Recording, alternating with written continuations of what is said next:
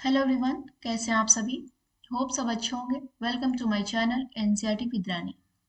इस video lecture में हम कंटिन्यू करेंगे क्लास 10 ज्योग्राफी की पहली चैप्टर जिसका नाम है resources and development.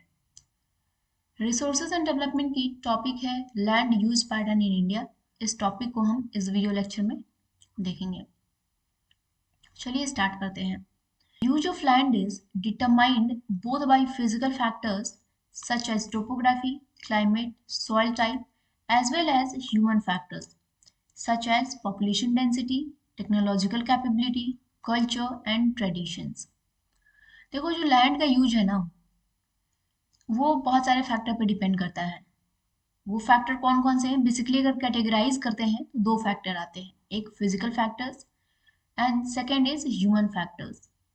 Physical factors कौन कौन से हो जाएंगे? जैसे कि टोपोग्राफी, अलग अलग स्ट्रक्चर्स हैं लैंड के।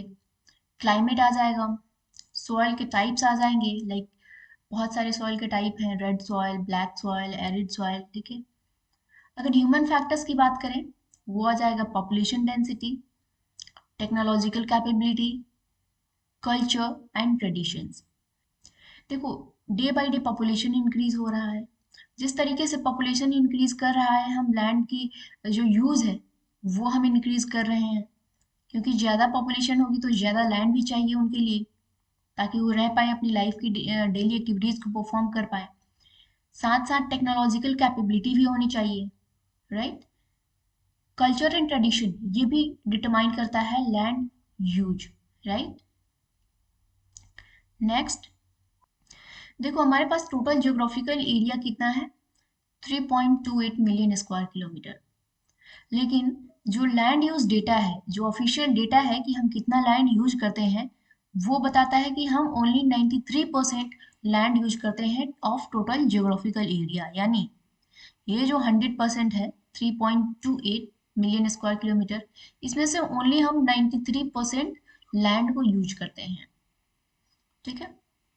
Because the land use reporting for most of the northeast states except Assam has not been done fully. देखो, जो नॉर्थ ईस्ट स्टेट्स हैं एक्सेप्ट असम, यानी असम को छोड़ के, असम का डेटा हमारे पास है, असम का फुली डेटा हमारे पास है।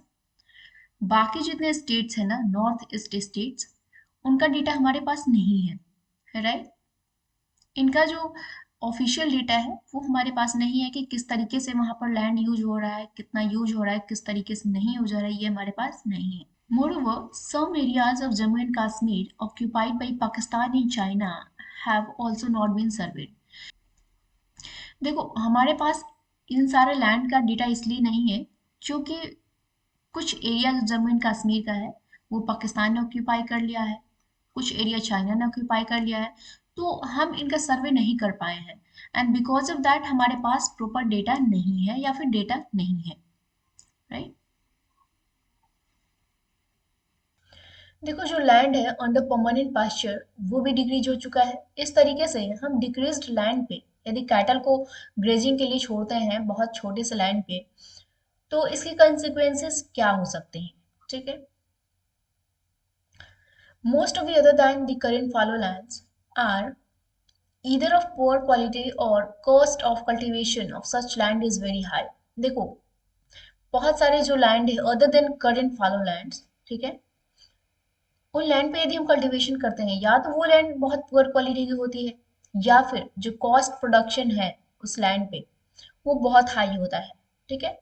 इस तरीके से वैसे लैंड पे हम एक या फिर दो बार ही पूरे 2 से 3 साल में खेती करते हैं।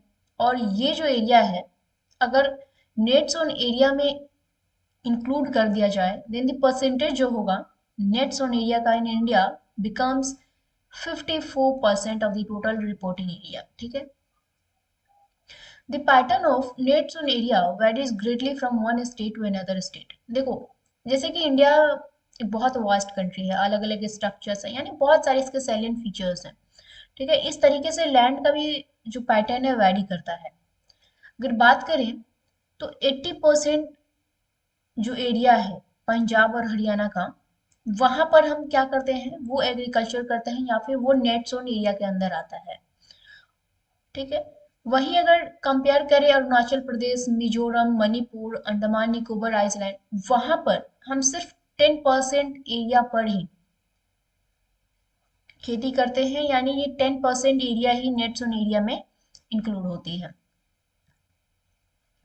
नेक्स्ट है, forest area in the country is far lower than the desired 33% of geographical area as it was outlined in the National Forest Policy in 1952। देखो, जो 1952 के नेशनल फॉरेस्ट पॉलिसी आई थी, उसमें बताया गया था कि एक डिजायर्ड यानी आइडियल जो परसेंटेज है फॉरेस्ट की, वो कितनी होनी चाहिए, 33% ऑफ टोटल जियोग्राफिकल एरिया। लेकिन ये चीजें नहीं हो पाई हैं। ठीक है, हम बहुत पीछे हैं इस तरीके की नीड को पूरी करने में। ये इसलिए भी जरूरी है ताकि एक इकोलॉजिकल बैलेंस को मेंटेन किया जा सके।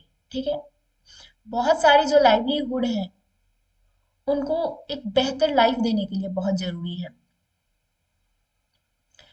देखो, बहुत सारे वेस्टलैंड है, लाइक जैसे जितने भी नॉन एग्रीकल्चरल लैंड है, ठीक है, वेस्टलैंड जैसे कि रॉकी लैंड हो गया, एरिड लैंड हो गया, डेजर्ट एरिया हो गया, वहां पर भी हम किसी तरीके का कल्टीवेशन नहीं कर सकते हैं, वहां पर भी वो काइंड ऑफ वेस्टलैंड हो गया। या फिर ऐसे लैंड जो सेटलमेंट के लिए यूज हुए हैं, जैसे कि बड़ी बड़ी बिल्डिंग्स आपने बना दी, रोड्स बनाने में काम आ गए, रेलवे बनाने के काम आ गए, या फिर बड़ी बड़ी इंडस्ट्री को सेटअप करने में काम आ गए, ये सारे वेस्टलैंड में आते हैं। जिस तरीके से हम कंटिन्यूअस लैंड का यूज कर रहे हैं for a long period of time without taking any appropriate measures, यानी किसी भी तरीके की एक मेजर्स को लिए, अप्रोप्रिएट मेजर्स को लिए हम जिस तरीके से यूज कर रहे हैं लैंड को, और हम कंजर्व नहीं कर रहे हैं या फिर मैनेज नहीं कर रहे हैं लैंड को, तो ये हमारे लिए बहुत बड़ी प्रॉब्लम को क्रिएट कर सकता है। ये लैंड डिग्रेडेशन जैसी समस्या को क्रिएट कर सकता है, और it has created, right. And इस तरीके से बहुत एक बैड इम्पैक्ट होगा सोसाइटी पे और इन्वायरमेंट पे। ठीक है, next, now we will see land degradation and conservation measures. देखो, लैंड डिग्रेडेशन बेसिकली क्यों होता है? सबसे पहले लैंड डिग्रेडेशन होता क्या है? देखो, लैंड डिग्रेडेशन यानी लैंड डिग्रेड हो जा रहा है in the terms of quality, in terms of productivity, all overall जितनी एक लैंड की क्वालिटीज होती हैं, कैरेक्टरिस्टिक होती हैं, वैसे में कैरेक्टरिस्टिक का डिग्रेड होना यानी पुअर होना इज लैंड डिग्रेडेशन। ठीक है, एंड कंजर्वेशन मेजर्स। ठीक है, और लैंड डिग्रेड हो रहा है तो किस तरीके से हम इसको बचाने के लिए, काइंड ऑफ इसको सेव करने के लिए हम कौन कौन सी मेजर्स को अपनाएंगे, will see that like conservation measures. ठीक है, we have shared our land with the past generations and will have to do so with the future generations too. देखो, लैंड को हम पिछले जनरेशन से भी शेयर करते आ रहे हैं, हम भी यूज कर रहे हैं, and we have to share it with our future generations too. हमारी आने वाली पीढ़ी भी इसे यूज करेगी। 95% of our basic needs of food, shelter, clothing are obtained from land। यानी 95% जो हमारी एक्टिविटीज हैं वो हम लैंड पे ही परफॉर्म करते हैं, और लैंड से ही हम ऑब्टेन करते हैं बहुत सी चीजें जो हमारे डेली लाइफ की नीड होती है। Human activities have not only brought about degradation of land but have also aggravated the pace of natural forces to cause damage to। देखो, ह्यूमन एक्टिविटीज सिर्फ लैंड को ही डिग्रेड नहीं कर रही हैं, बट नेचुरल फोर्सेस को भी एक तरीके से एग्रेवेट कर रही हैं, जिसके वजह से लैंड का डैमेज हो रहा है, लाइक लैंडस्लाइड। ठीक है, some human activities such as deforestation, overgrazing, mining and quarrying too have contributed significantly in land degradation।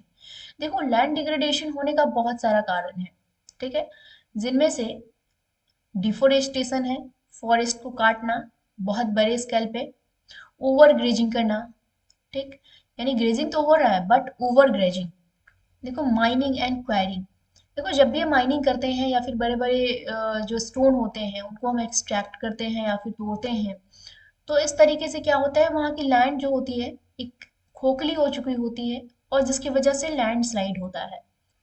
और इस तरीके से ये जितने भी फैक्टर्स हैं like grazing, mining, enquiring, deforestation, ये सारे जो फैक्टर्स हैं और जितने भी एक्टिविटीज हैं ये सारी की सारी एक्टिविटीज कंट्रीब्यूट करती हैं लैंड डिग्रेडेशन में, यानी इनके वजह से लैंड डिग्रेडेशन होता है।